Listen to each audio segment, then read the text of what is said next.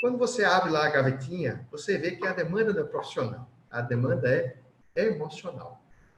Essa pessoa era sócia do pai, numa empresa, e ele não conseguia evoluir. É um entrave muito grande. A gente dava várias... ele sabia qual caminho a tomar, mas ele não conseguia. Então, lentamente, eu fui identificando que o problema maior que ele tinha era agradar o pai dele. E o pai era muito centralizador e não deixava ele evoluir. Quando ele começou a entender que o problema era emocional com o pai, e quando ele começou a entender que o pai o tratava como foi tratado pelo pai ou pelo avô, ele começou a desanar o nó. Né? Realmente, o problema não era dele. E ele começou a entender que ele precisava se autoliderar. Isso é um ponto importantíssimo. Por isso que é tão importante a gente ter hoje autoliderança. Né? Se você começa a esconder essa importância e pensar em liderar o outro, você está se escondendo através de um perfil comportamental adaptativo. Ou seja, você não está sendo você mesmo. O outro caso interessante, a pessoa veio com a demanda para mim, ele trabalhava com várias empresas, que era um representante comercial, ele queria decidir qual era o melhor caminho profissional a tomar. Ele não estava tendo qualidade, não estava conseguindo ter resultado de tantas marcas e empresas a trabalhar. Então, depois do caminhar do trabalho de coach, a gente entendeu que o problema não era esse. Não era desempenho profissional. O problema era de relacionamento com a esposa dele.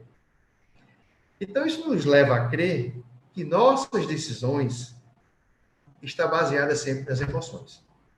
90% dos casos, nós decidimos através das nossas emoções.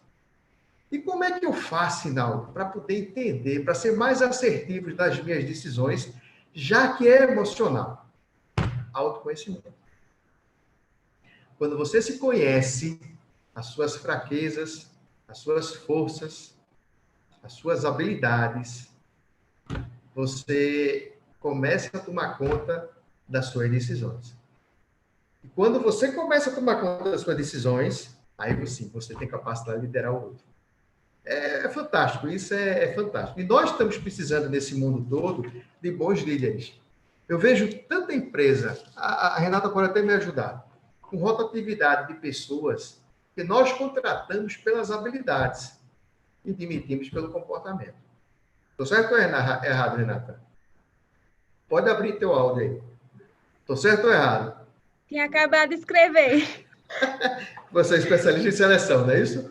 A gente contrata pelas habilidades, pelo currículo, pelo resultado que ele deu pela empresa. Por que tanta gente dá tanto resultado numa empresa e não dá na outra?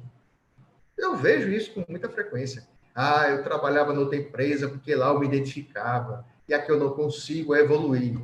Por quê? É sempre esse. A falta de compreensão da autoliderança. A importância... Mas para que a gente chegue nesse ponto, quando eu dou treinamento, eu fico me perguntando sempre, né? Caramba, estou dando treinamento. Essa pessoa aqui está entendendo, ele está dando um passo a mais no seu autodesenvolvimento, mas será que isso perdura? Eu sempre fico perguntando, será que isso perdura quanto tempo? Né?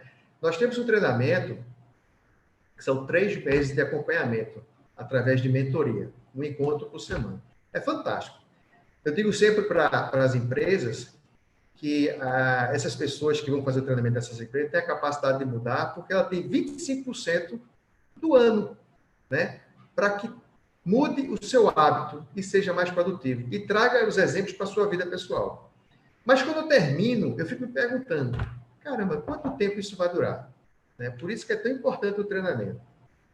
E um dos 2 pontos que eu falo logo no início dos treinamentos, para que dê um impacto nas pessoas, é que elas entendam a relação de tempo, que é um assunto que eu adoro.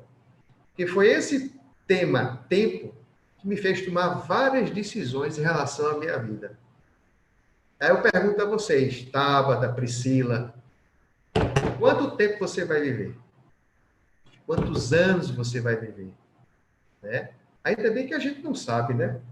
Se soubéssemos, seria uma alegria ou algumas tristezas? Isso é pergunta filosófica, né? Vale a pena saber quanto tempo de vida você tem ou não? Mas, falando sobre esse assunto, o planeta Terra, ele tem quantos anos? Sei lá, milhões e bilhões de anos. A média do brasileiro aumentou para 76 anos. Era 75, aumentou mais um ano agora, 76. 76 anos. Então, nós somos o quê? Um ponto, um grão de areia no universo. Não é isso? Passamos aqui, ó, rápido. Então, se nós temos essa consciência que o tempo para a gente ele é tão limitado, por que eu não vou fazer o que tem que ser feito para o meu autodesenvolvimento? Para que eu tenha a capacidade de deixar algo, né, nesse mundo. Qual é o meu propósito em relação a essa vida? Então, eu sempre falo nesse ponto para que a pessoa entenda que o tempo está passando. Né? Pessoas estudiosas, como filósofos, né? Vou dar um exemplo aqui. Salomão, daquele livro Provérbios, baseado em Salomão, né? Ele escreveu quantos anos antes de Cristo? 900 e cacetada antes de Cristo. Já se falava-se tanto no comportamento do ser humano. Então, quando nós começamos a pensar os filósofos Platão, Sócrates, Aristóteles, esse pessoal todo, essa turma toda, que pensava e ficava imaginando o que aconteceria, o que deveria ser para o ser humano, então você começa a observar que o ser humano em si, ele não mudou muito. Mudou o quê? A tecnologia, a facilidade de ver as coisas, mas o emocional não mudou tanto. Então, essa relação de tempo me fez, pessoalmente, a entender que meu tempo é passageiro e tem que usá-lo de forma sábia. E hoje, quando a gente fala autoliderança, é essa importância de entender esse tempo. Né? Existiam alguns filósofos mexicanos que diziam, se você tiver que fazer algo, faça sempre o seu melhor. Então, quando você começa a entender essas relações, você vai para, entre aspas, tá? Vai para o front, vai lá para o meio, de uma cabeça bem diferente. A autoliderança é autodesenvolvimento. Outro ponto que eu gosto de falar muito chama-se autorresponsabilidade.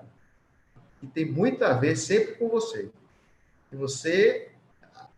A gente vive num mundo que as pessoas não estão tendo autorresponsabilidade. A culpa sempre é do outro. A culpa é do outro país, é do vizinho, é do meu gerente, é do departamento de logística, é do departamento financeiro. Não, a culpa é minha, porque a decisão é minha. Então, eu tenho responsabilidade por ação e por omissão. Aí você pode perguntar, mas Hinaldo, omissão também, claro. Se você não decidir, alguém vai decidir por você. Se eu não decidir, quem vai decidir vai ser meu vizinho, um amigo, um subordinado, a esposa, o filho, vão decidir por vocês. Então, você acaba demonstrando que não tem controle da sua vida. Quem não tiver capacidade de decidir, quem vai decidir é o vento. Não é verdade?